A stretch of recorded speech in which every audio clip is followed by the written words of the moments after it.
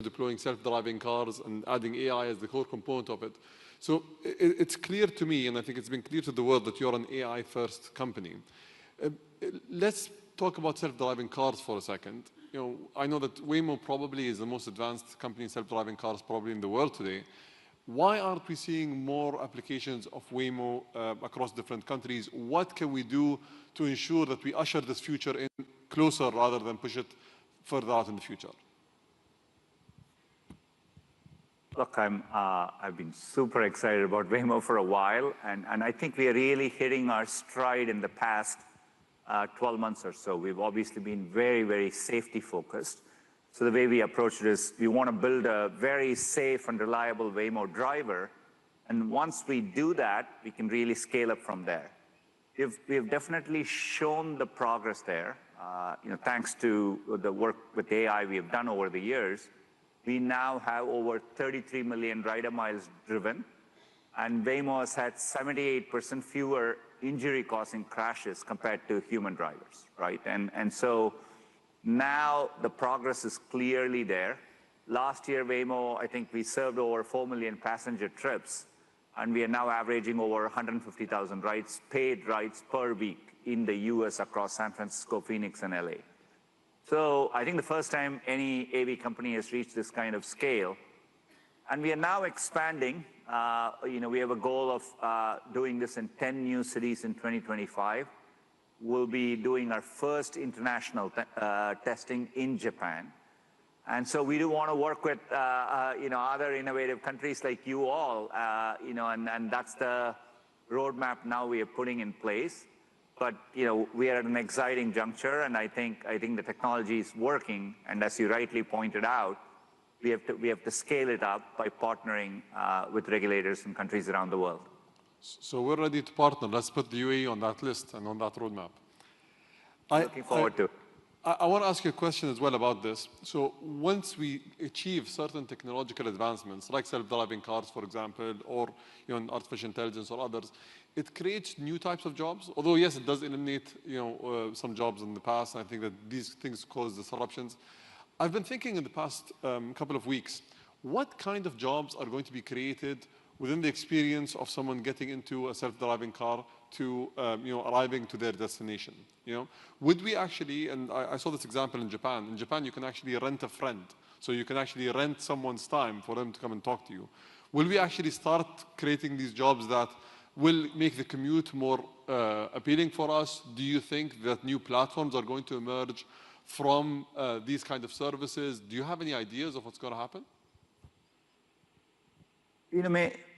Maybe two observations, right? I think one is, I think there was a recent study by MIT economist David Autor, which said, if you go back to 1940, since then, 60% of the new jobs that have been created kind of didn't exist before that, right? And so there's this constant evolution we go through.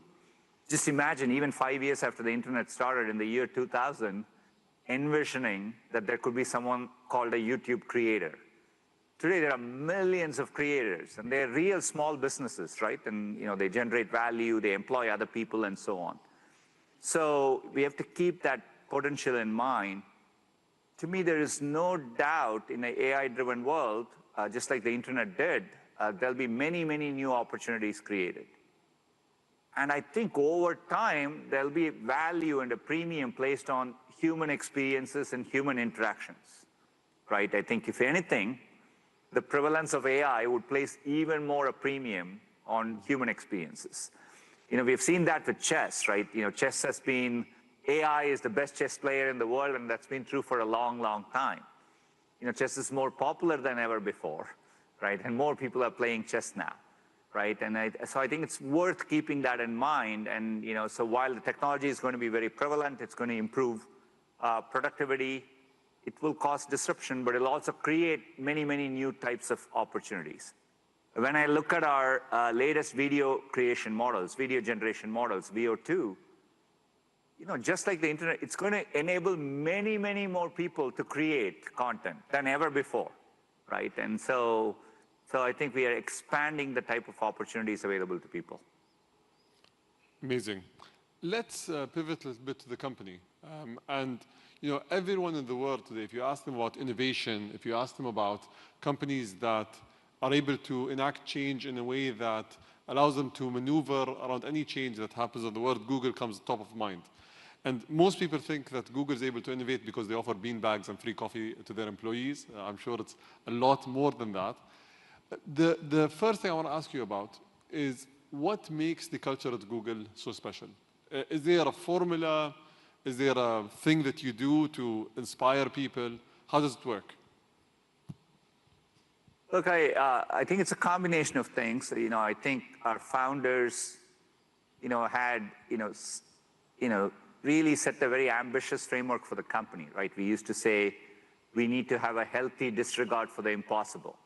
And, we always felt that if you encourage people to work on very ambitious things, even if you end up failing, well, there are many advantages to doing that. One, you have very little competition. The more ambitious the thing you're working on, Waymo is a great example, right? Or quantum is, or AI is, there are fewer people working on it, and you attract the best people. And even if you end up not achieving that ambitious goal, whatever you end up doing will be very, very valuable. So I think that's the kind of framework we've always had. I would say, you have to have an optimistic culture, a culture of curiosity. You encourage optimism. You really push people to take risks, and you don't punish failures, right? You encourage risk-taking in your culture. So it's a combination of all that. But we've always had to experiment. For example, just about 2 years ago, I set up a labs group so that people can have small teams to go ship stuff. And out of which we shipped something like Notebook LM last year, and which ended up being very, very popular, right? So you have to constantly tinker and make sure you're innovating from the ground up. So you approach things with the approach of a scientist.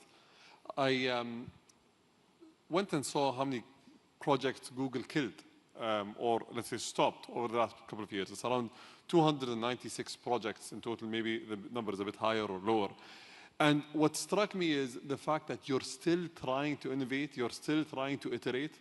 And yes, you might have breakthroughs like Android, for example, or like Chrome, or like Waymo. Most companies, when they go through so many iterations of killing projects, they tend to stop innovating altogether. But you guys maintain this. How do you identify when you continue a project and when you actually stop? What triggers you to say, okay, you know what, we've given that a go, we're going to park it for now, and we're going to focus on something else? Look, I think there are two types of it, right? One is at a core technology layer, you're making long-term bets, right? In 2015, when I became CEO, I said the company is going to be AI first. And we decided to take a full stack approach to AI, right? All the way building research, building infrastructure. We started building our tensor processing units in 2017. We are in our 6th generation. So when you make these long-term technology bets, AI, Waymo, quantum, those, it will eventually happen, right? So you see it through. So I think at that foundational layer, you take a long-term view and you don't waver at all. At the application layer, you are right. When you take efforts to build products, you're going to have some successes, and some things won't work out. That's true by definition. I think there's judgment there as to when you keep pushing through, and at what point do you see it's not getting traction, your approach is wrong, and you have to course correct. And there's definitely judgment there. We don't always get it right, but I think it's important to go through that weeding process too. That's what keeps the company fresh, and you're constantly pushing to do new things. It's we were having a conversation yesterday with a global CEO as well, and it's the gambler's dilemma. When do you cut your losses, and when do you keep investing, and when do you hit it big? I want to maybe ask you a final question about the culture in Google. Do you tell people to use AI? Do you have any training programs for them to use generative AI? Is it something that you push for, or is it something that you're waiting just to see how it's going to affect the employees and the culture in Google? Look, this is internally at Google, this concept of dogfooding. You you eat your own dog food, is what we call it. You know, we really want people to adopt our technologies and be at the cutting edge. There are two examples I would say. One is we are really trying to help engineers code using AI, right? And already we have made deep progress on having AI tools give people suggestions that can complete as they're writing lines of code. In fact, 25% of all code being written now has those suggestions, you know, from AI, which are accepted by engineers. But now we have smaller projects which is pushing it to the next level. Like, you know, how can they give the AI agents tasks and that can go and actually do much deeper work for them. The second is we are taking many, many functions and business processes across Google and trying to think how we can make them more productive using AI in a deep way. How can we do customer service in an end-to-end way that is better, right? And so, but to answer your question, yes, we are deeply encouraging people to use AI, right? And we measure it, we track it. And when we find solutions that work, we bring it to our cloud partners as solutions for them to try in their companies, right? And that's how we create that iterative cycle. There was an initiative that was launched in the UAE. So the Crown Prince of Dubai, once he saw the impact of generative AI, said that we want to do a citywide, and now maybe a countrywide program to teach 1 million people how to prompt properly on these tools and become much more effective. And there is a genuine belief here that this tool can be wielded to change the world, and we need to get people ready to be able to prompt better, to be able to extract value better, and to do more. So I'm glad that, you know, whether it's in coding or in other domains, we're able to do more with people. I'd like to pivot now maybe to more questions about your journey, personal questions if you don't mind. And I was actually inspired to hear your story, how a boy that was born in India and, you know, had the ambition to change the world, ended up running one of the most valuable companies in the world, and maybe the most recognized company today that everyone knows around the world. Why do you think you made it? You know, what was the secret that got Sundar, you know, to start in a village in India and end leading one of the world's largest companies? You know, I mean, I'd have to reflect on it. Look, I think for me, you know, I was fortunate in some way. You know, I had to wait a long time to get access to technology. So you know, growing up, every moment was very, very vivid for me, right? Waiting for a telephone for 5 years, etc. And so, you know, I saw firsthand how it changed my life and the lives of people around me.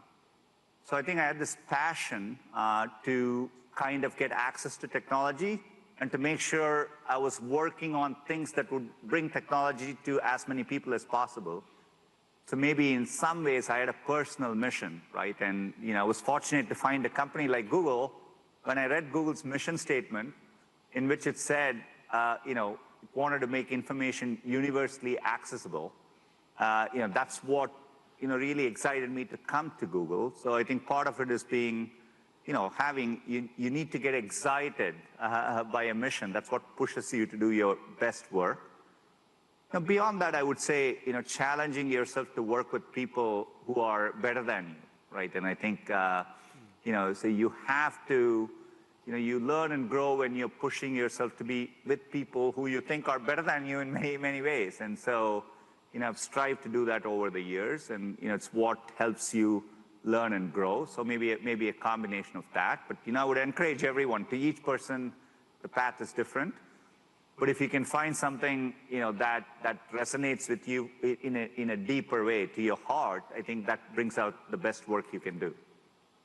It gives us hope that maybe a child born somewhere in the Middle East in a rural village can one day in the future become the CEO of one of the largest companies in the world. And I feel like there's a lot of lessons from your story there. Every single person I met, everywhere I've been, is obsessed about something.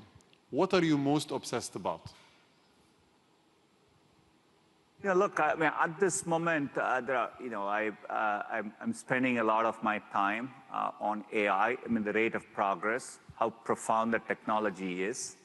It's the first time I felt, even if I travel for a couple of weeks outside, and I come back to the company, I go back to the teams working on AI to catch up on the progress that has just happened in the last 2 weeks, right? So you've rarely seen a technology which is progressing. So, obsessing about making sure we are driving the technology forward, making sure we are building applications around it, and that we are doing it responsibly. We want to be bold, right, with this moment in time, innovate, but the technology obviously needs to be deployed responsibly. And so thinking through it, is partly my obsession nowadays. And so I think it does come back to AI. And since AI is the reason why you're obsessed, any fears that you have for what AI can do that we're not paying attention to? My view always is Google can do a lot more, but I believe that you guys are restricting yourselves from just deploying everything because you want to be responsible players in this domain. But what do you fear most when it comes to AI? What's something that, as government officials, we need to pay attention to? Look, above everything, I would say, as governments, you want to focus on the AI opportunity, right? And I think UAE has been, I want to give credit. It always surprised me that you became the national AI minister back in 2017, I think, and I think that is pretty far-sighted. And I do think for governments, that's going to be there's going to be no technology which would impact your economy as much as AI. So stepping back, making sure you're investing in your country's infrastructure, like UAE has done, making sure you're skilling your population. You gave the example of teaching people how to prompt in Dubai, right? And so skilling is going to be important. Unlocking data, in the public sector, right? And using that data to come up with solutions using AI. These are all tangible ways in which I think government should think about AI. On the risk side, which you asked me, and I think all of us need to be responsible with this technology. The opportunity space is huge, but obviously it's a very powerful technology. It can be a self-improving technology. And so making sure you're developing competency to evaluate risk, assess risks, and take the appropriate steps over time, is going to be something we all need to invest in.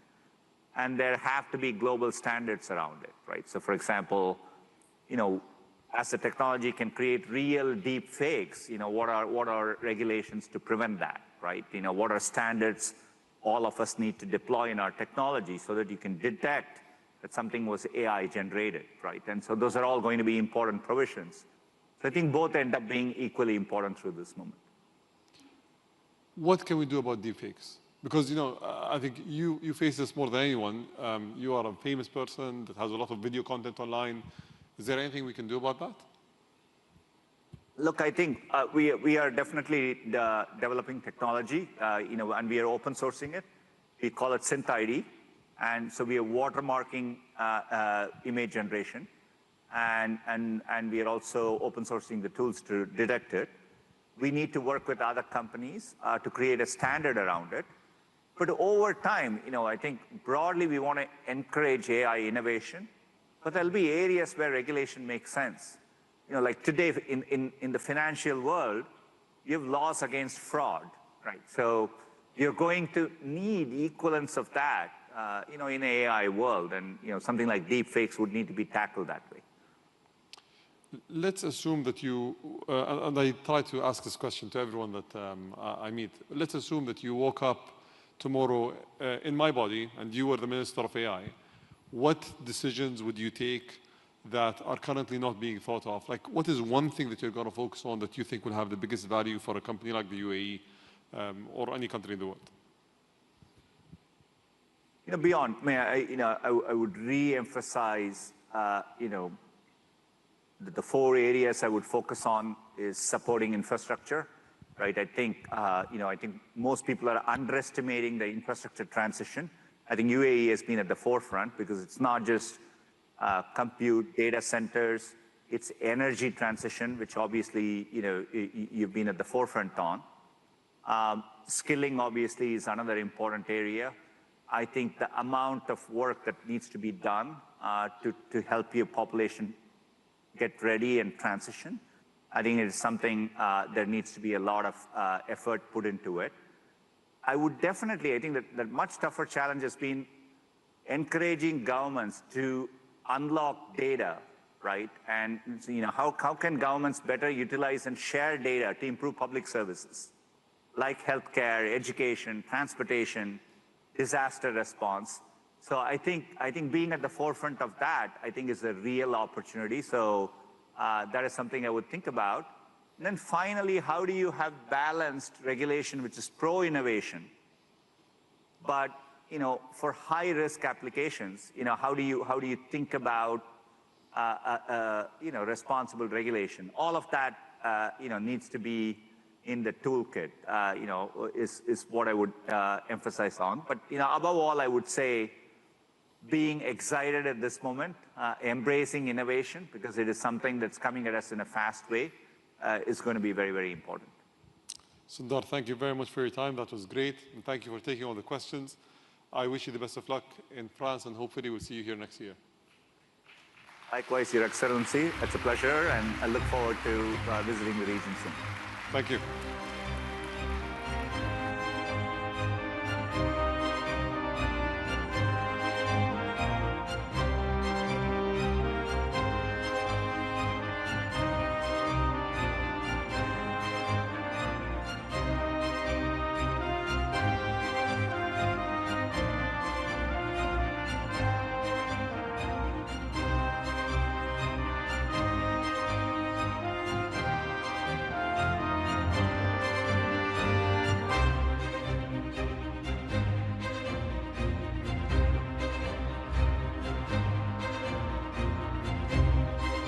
Ladies and gentlemen, the next session will begin shortly. Please stay seated. Thank you.